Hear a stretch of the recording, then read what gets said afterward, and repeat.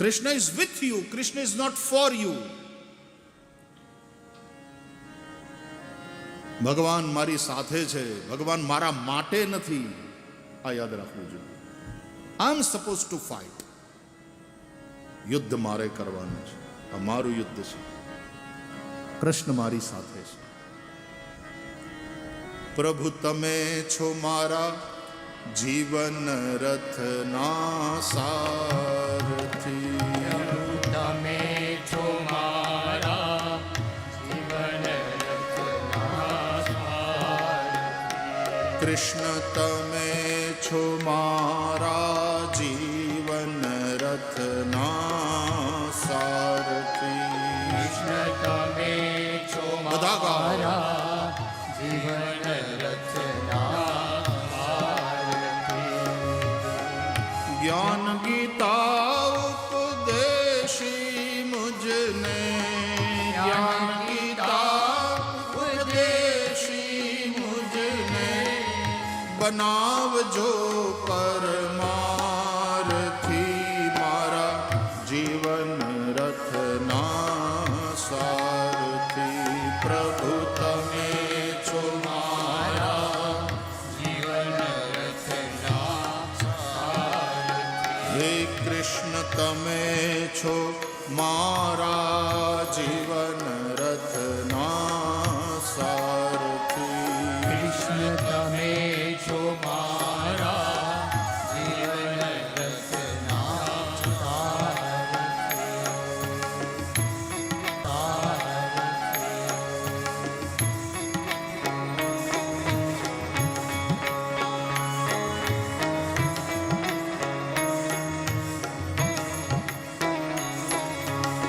મારું તારું મનથી મૂકું.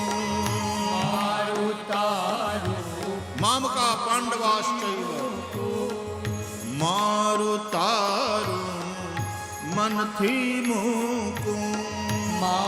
મોહાંગ ધૃતરાષ્ટ્રના મનમાં આ ભેદ છે. મારું તારું મનથી મૂકું. મારું તારું મનથી મૂકું. ભક્તિ કેરો પંથ ન ચૂકું. ભક્તિ કેરો પંથ ન ચૂકું. ભક્તિ કેરો પંથ ન ચૂકું. ભક્તિ કેરો પંથ ન ચૂકું. હૈયું મારું કદી ન વિસરે. હૈયું મારું કદી ન વિસરે. આ દુનિયા છે સ્વાર્થી મારા જીવન રથના સારથી. ઓ પ્રભુ તમે છો મારા જીવન રથના સારથી. પ્રભુ તમે છો મારા જીવન રથના સારથી. જ્ઞાન ગીતા ઉપદેશી મુજને. જ્ઞાન ગીતા ઉપદેશી મુજને. બનાવજો પરમારથી મારા જીવન રથના સારથી. પ્રભુ તમે છો મારા જીવન રથના સારથી. ઓ કૃષ્ણ તમે છો મારા જીવન રથના સારથી. કૃષ્ણ તમે છો મારા જીવન રથના સારથી. આપણું યુદ્ધ છે, લડવું આપણે પડશે. કૃષ્ણ આપણને હથિયાર મૂકવા નહીં દે. અર્જુનના હાથમાંથી ગાંડીવ પડી જાય અને અર્જુનને પરસેવો વળવા માંડે, એ જોઈને કૃષ્ણને ચિંતા થાય. પાર્થ એટલે પુરુષાર્થ. ઉત્તિષ્ઠ કૌંતેય યુદ્ધાય કૃત નિશ્ચય. કૌંતે, એ મારી ભાઈના દીકરા, તારી માં અમારી ફઈ ઈ કોઈ દી હારી નથી, તું એનો દીકરો છે. ઉઠ, ઉભો થા, યુદ્ધ કર. ગીતા એ કર્મમાં પ્રેરનારો ગ્રંથ છે. સંન્યાસીઓ એને માટે સાંખ્ય, પણ અર્જુન જેવાને માટે તો યોગ, કર્મયોગ. લોકમાન્ય તિલકજી ગીતાના ઉપર જ્યારે કહેશે ત્યારે એની એક દ્રષ્ટિ, અને આદ્ય શંકરાચાર્ય ભગવાન કહેશે ત્યારે એની બીજી દ્રષ્ટિ. એની એ ગીતા પણ જ્ઞાનપરક અર્થો શંકરાચાર્ય ભગવાન બતાવે, અને કર્મપરક વાતો એ લોકમાન્ય તિલક બતાવે. તો સાંખ્ય અને યોગ આ બંને નિષ્ઠા છે. ભગવાને કહ્યું,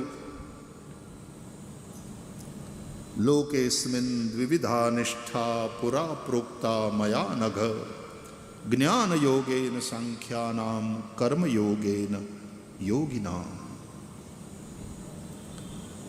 હેલ્પ યોર સેલ્ફ. ભગવાન પણ એની જ મદદ કરે છે જે પોતે પોતાની મદદ કરે. બેઠા બેઠા પડ્યા પડ્યા ખાતા રહેવાની જ્યાં વાત હોય, ભગવાન એની સાથે ના હોય. આમ ભલે આપણે બધા ભજન ગાય, ભાલા વાલા મારી ભેરે રહેજો, ભાલાવાળો રામદેવ પીર પણ એમ કે તમે ધંધા હગડ રહેજો, તો મફતનું ખાવાની વાત નહીં. હાડકા નકામા થઈ જાય એ ખોટું.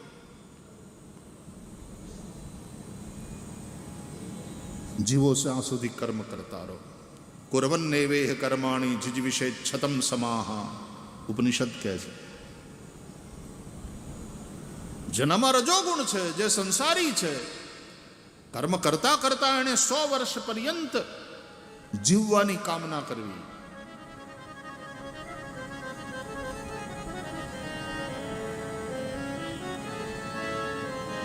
કોકનું ખોદતા જાય, બીજાની ટીકા કરતા જાય, ને પાછા એમ કે હવે અમે તો કાંઠે બેઠા.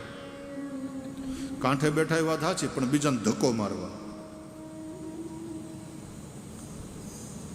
ऐसा जीवन किस काम का? उपयोगी बने. जो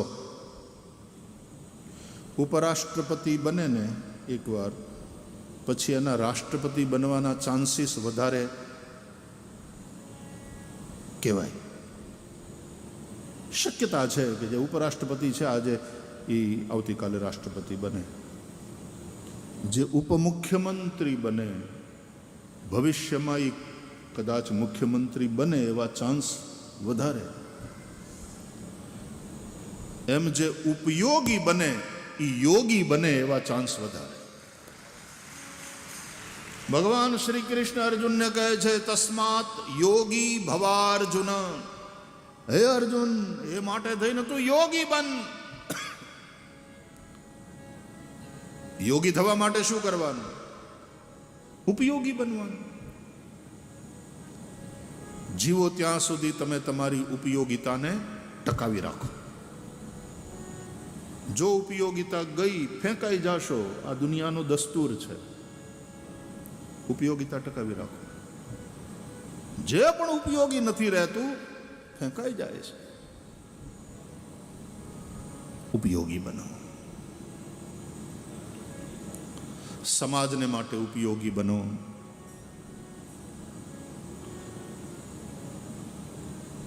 ભગવાનને માટે ઉપયોગી બનો.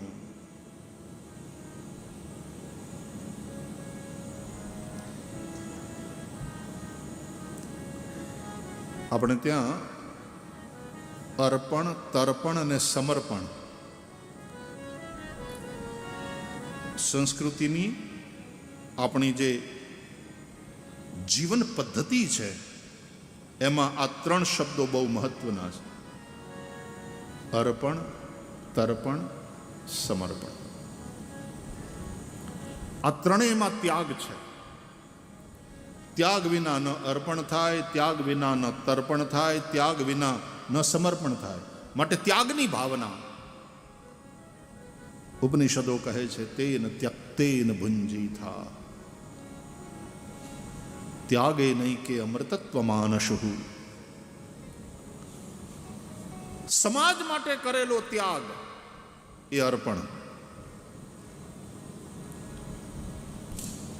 પિતૃઓ માટે કરેલો ત્યાગ,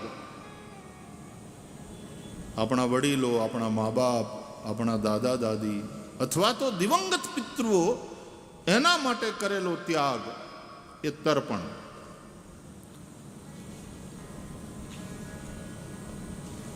અને દેવતાઓ માટે કરેલો ત્યાગ એ સમર્પણ. આ ત્રણેય માટે ત્યાગ કરવો જોઈએ. કેમ? કારણ કે ત્રણેયનું આપણા ઉપર ઋણ છે. આપણા મા બાપનું, આપણા પૂર્વજોનું આપણા ઉપર ઋણ છે, પિતૃ ઋણ. એટલે તર્પણ કરવું જોઈએ, એના માટે ત્યાગ કરવો જોઈએ, ઋણ ચૂકવવું પડે. સમાજનું ઋણ છે આપણા ઉપર, સમાજના મનુષ્યોનું ઋણ છે. હું પૈસાદાર બન્યો હોઉં તો સમાજમાં અને સમાજ થકી. હું મોટો બનીને પૂજાતો હોઉં, પ્રસિદ્ધિ મને મળી હોય તો એ સમાજ થકી. સીધી સી બાત હૈ. એટલા માટે સમાજનું મારા ઉપર ઋણ છે. સમાજ માટે હું ત્યાગ કરું.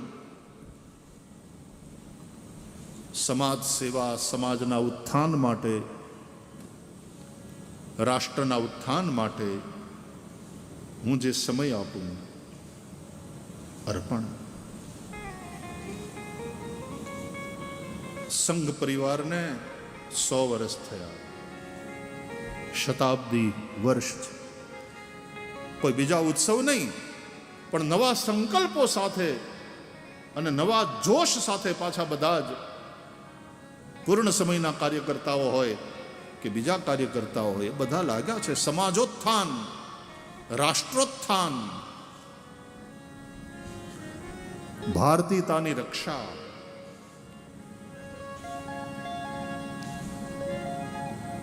અને એના દ્વારા ભારતને વિશ્વગુરુ બનાવવા તરફ લઈ જવું. એમાં હું શું યોગદાન આપી શકું? એમાં સમયનું યોગદાન એ સૌથી મોટું યોગદાન છે ને સાહેબ. સંપત્તિનું યોગદાન એના કરતાં સમયનું યોગદાન એ વધારે મહત્વનું. કારણ કે સંપત્તિ તમે આપો તો પાછા કમાઈ લો, પણ જ્યારે તમે સમય આપો છો ત્યારે તમે તમારા જીવનનો એવો હિસ્સો આપી દો છો જે પાછો તમને ક્યારેય મળવાનો નથી. એને તમે પાછા કમાઈ શકવાના નથી. પણ સમય સાર્થક કરવાનો છે. આ કથામાં આપણે બેઠા છીએ, આ સમય આપણને થોડો પાછો મળવાનો. આ સમય જે કથામાં ગયો એ ગયો, પણ નકામો નથી ગયો, સાર્થક થયો.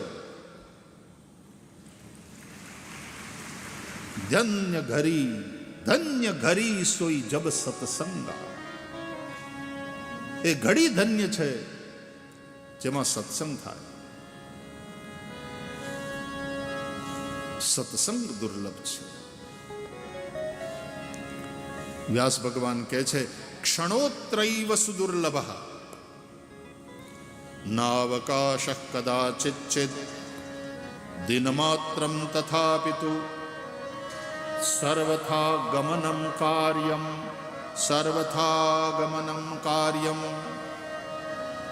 ક્ષણોત્રૈવ સુદુર્લભ. કથામાં ગુજારેલી એક ક્ષણ, સત્સંગમાં ગુજારેલી એક ક્ષણ દુર્લભ છે. दुर्लभैव कथा लोके श्रीमद् भागवतोद्भवा. व्यास भगवान कहते हैं कथा दुर्लभा, सुराणाम अपि दुर्लभा. देवों ने पण दुर्लभ एवी श्री हरिनी कथा.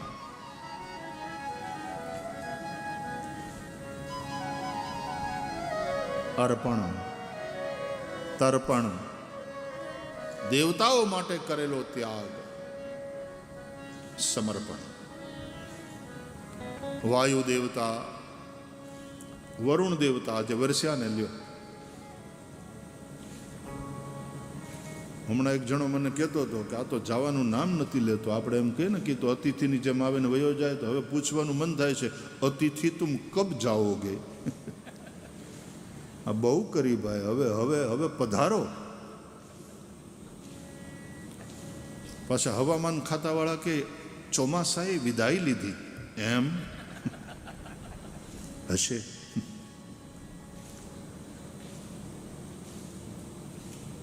પણ તમે આ વરસાદને પૂછો ને કે આમ આમ કેમ તમે તો વિદાય લેવાના હતા, તો વિદાય જ લેવાનો છો, આ તો બાય બાય ટાટા કરવા આવ્યો છું.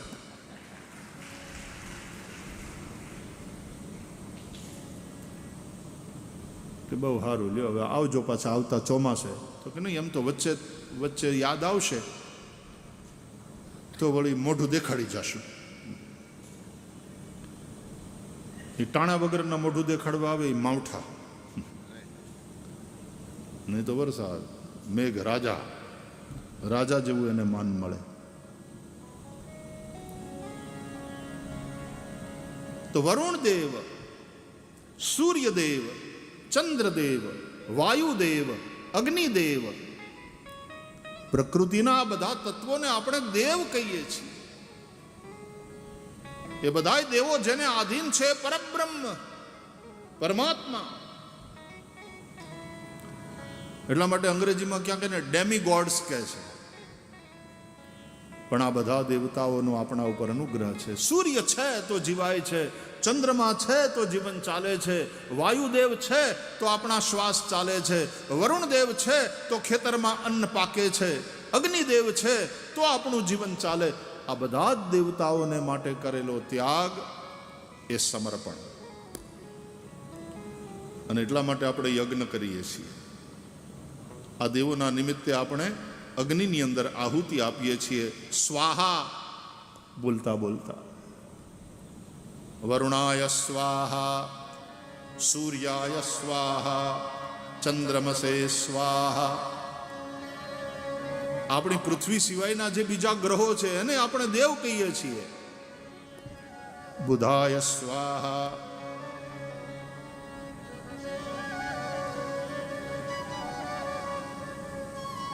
ગુરુ, શુક્ર, શનિ, બધા ગ્રહોને આપણે દેવ માનીએ છીએ.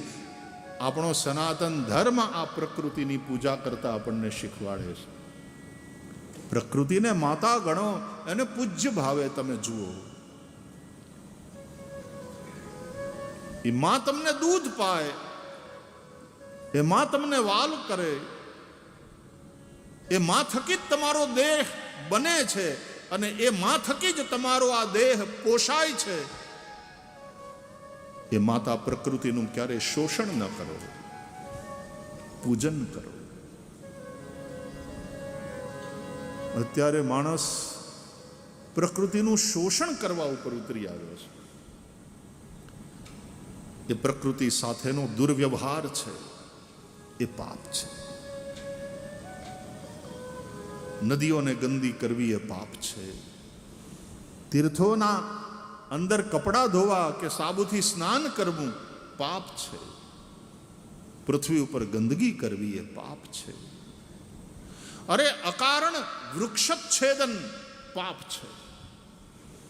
અહીંયા તો ભગવાનની પૂજા માટે તુલસીના પાન લેવા જઈએ તો પહેલા તુલસીના છોડની પૂજા કરીએ, પ્રણામ કરીએ, ક્ષમા માગીએ અને પછી તુલસીના પાન તોડીએ.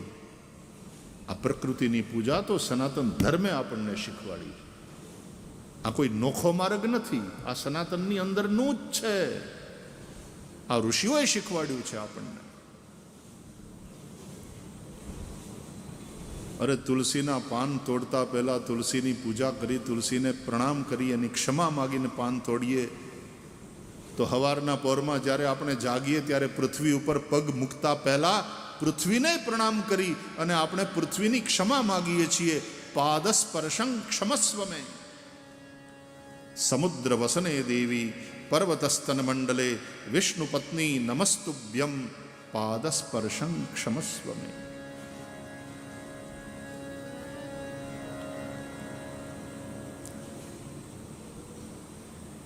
મનુષ્યનો વ્યવહાર મનુષ્યેતર જે પ્રાણીઓ જીવસૃષ્ટિ પંખીઓ છે એની સાથે કેવો હોવો જોઈએ? તો બતાવ્યું ભાગવતમાં કે જેવો વ્યવહાર માતા પિતાનો પોતાના સંતાન સાથેનો હોય. પ્રકૃતિને તમે માતા માનો અને પૂજા કરો, શોષણ નહીં, પોષણ કરનારી પ્રકૃતિની પૂજા કરો.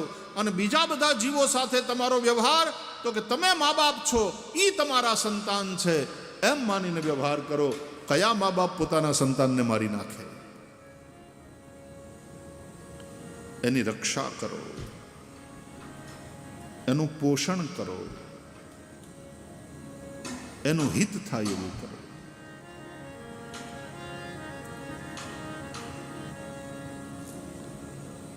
આ ભાગવત આપણને શીખવાડે છે, આ ઋષિઓનો સંદેશ છે.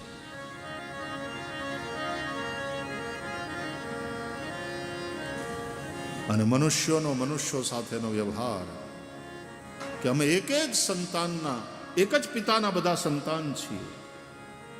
આ બધો મારો પરિવાર છે. ઉદાર ચરિતાનાંતુ વસુધૈવ કુટુંબકમ.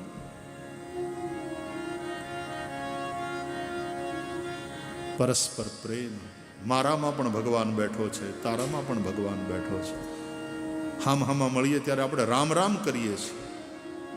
મારામાં પણ રામ છે, તારામાં પણ રામ છે. પણ મનવા તું રાવણ તું રામ, તું જ રાવણ છે, તું જ રામ છે.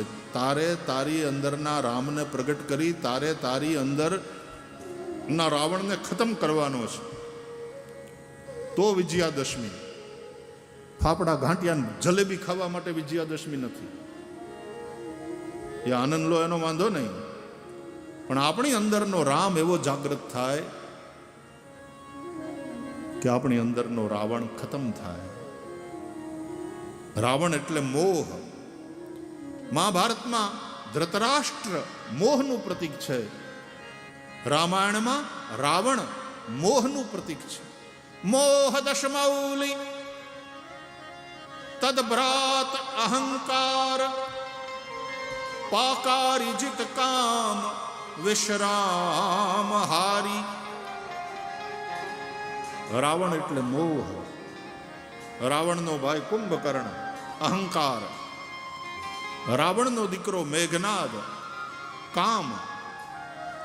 ગોસ્વામી તુલસીદાસજીએ પોતાના સાહિત્યમાં રામાયણના બધા પાત્રોના આધ્યાત્મિક અર્થ સ્પષ્ટ કર્યા છે.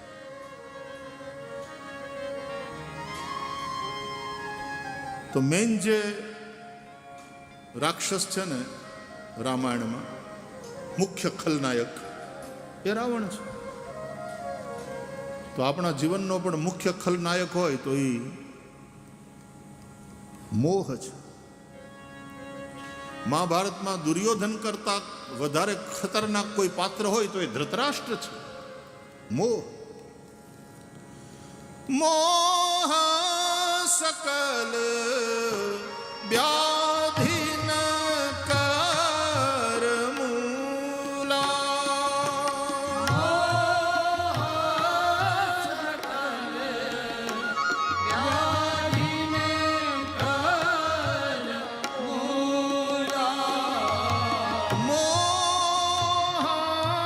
સકલ વ્યાધિન કર